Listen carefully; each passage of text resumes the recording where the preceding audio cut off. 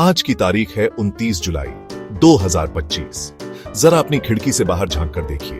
भारत की सड़कें ये सिर्फ सड़कें नहीं हैं, ये कहानियां कहती हैं। सुबह की चाय की टपरी से लेकर रात के सन्नाटे तक इन पर जिंदगी दौड़ती है। कभी साइकिल की घंटी सुनाई देती थी, फिर स्कूटर का फट फट साउंड आया, फिर आई गाड़ियों की भीड़ जिनकी आवाज और धुएं ने शहरों का मिजाज ही बदल दिया। लेकिन अब कुछ बदल रहा है। अब उसी भीड़ में से कोई गाड़ी चुपचाप बिना कोई शोर किए आपके बगल से निकल जाती है।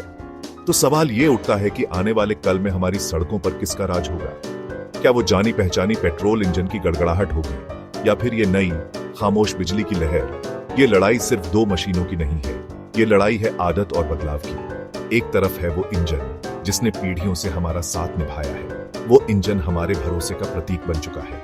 दूसरी तरफ है एक नई तकनीक जो कहती है कि भविष्य खामोश होगा, साफ होगा और शायद बेहतर भी। लेकिन क्या हम इस नए खिलाड़ी पर उतना ही भरोसा कर पाएंगे? तो सबसे पहले बात करते हैं उस खिलाड़ी की जिसे हम सब जानते हैं, इंटरनल कंबशन इंजन, या प्यार से कहें तो हमारा पेट्रोल और डीजल वाला इंजन। ये वो दिल है जो हमारी ज्यादातर गाड़ियों को धड़काता है। सोचिए हीरो स्प्लेंडर की वो धीमी भरोसेमंद आवाज, या मारुति ऑल्टो का वो इंजन जो हर भारतीय परिवार की पहली पसंद रहा है। ये इंजन सिर्फ एक मशीन नहीं है, ये हमारे देश की तरक्की का हिस्सा है। इंटरनल कंबशन इंजन का मतलब है एक ऐसा इंजन जिसके अंदर कुछ जलता है। क्या जलता है? पेट्रोल या डीजल? समझिए कि इसके अंदर छोटे छोटे कमरे होते हैं जिन्हें सिलेंडर कहते हैं। हर सिलेंडर में एक पिस्टन होता है जो ऊपर नीचे जा सकता है। यह प्रक्रिया खींचना, दबाना, धमाका करना और बाहर निकालना एक सेकंड में हजारों बार होती रहती है। यह इसकी सबसे बड़ी ताकत है, इसकी पहुंच और हमारा इस पर अटूट विश्वास। भारत के हर कोने में आपको एक मैकेनिक मिल जाएगा जो इसे ठीक कर सकता है। इसका पेट्रोल पंप हर गली, हर हाईवे पर मौजूद है। लेकिन हर कहानी के दो पहलू होते हैं। इस बादशाह की भी कुछ कमजोरियां हैं। यह इंजन जब चलता है तो हवा में जहरीली गैसें छोड़ता है जो हमारी सेहत और हमारे पर्यावरण दोनों के लिए खतरनाक है।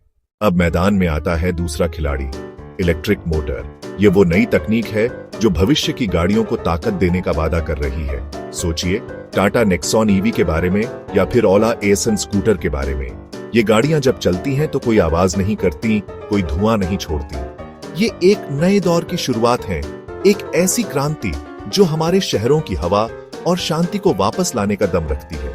इलेक्ट्रिक मोटर का कॉन्सेप्ट बहुत सरल है। यह पेट्रोल या डीजल नहीं बल्कि बिजली से चलती है।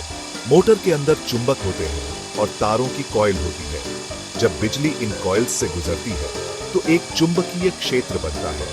इस तकनीक का सबसे बड़ा फायदा है इसका इंस्टेंट टॉर्क। एक इलेक्ट्रिक मोटर अपनी 85 से 90% ऊर्जा को सीधे पहियों तक पहुंचाती है। इसीलिए इलेक्ट्रिक गाड़ियों को चलाने का खर्च बहुत कम आता है।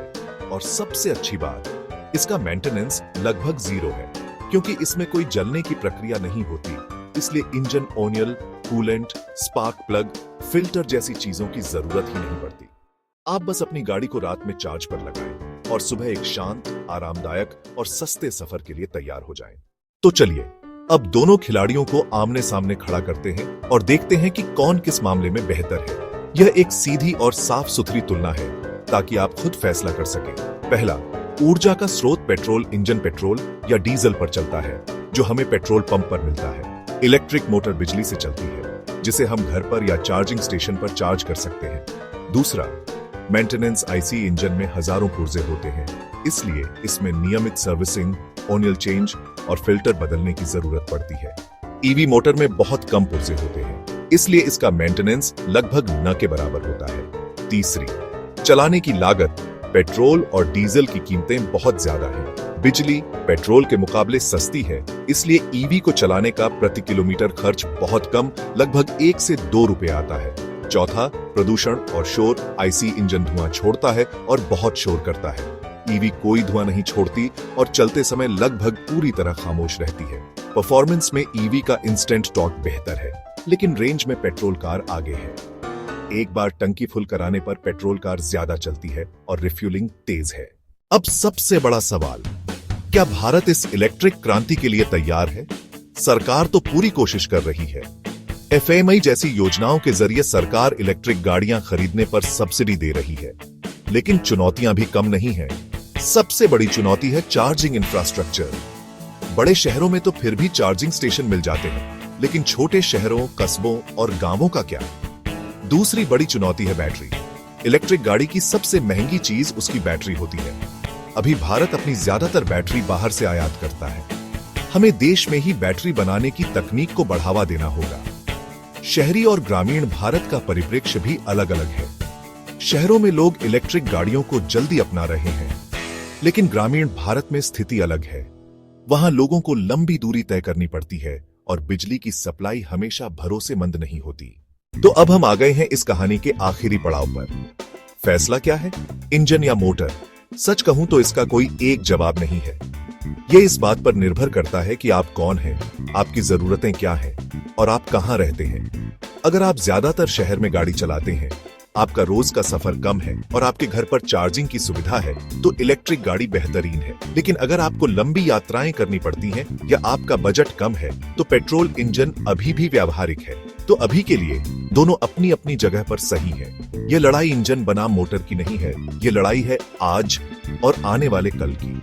अभी ये बदलाव का दौर है, एक ट्रांजिशन फेज। ये रेस कोई एक खिलाड़ी नहीं जीतेगा, ये रेस जीतेगा भारत। ये रेस जीतेगा हमारा भविष्य। आने वाला कल खामोश सड़कों का होगा, साफ हवा का होगा और नई संभावनाओं का होगा।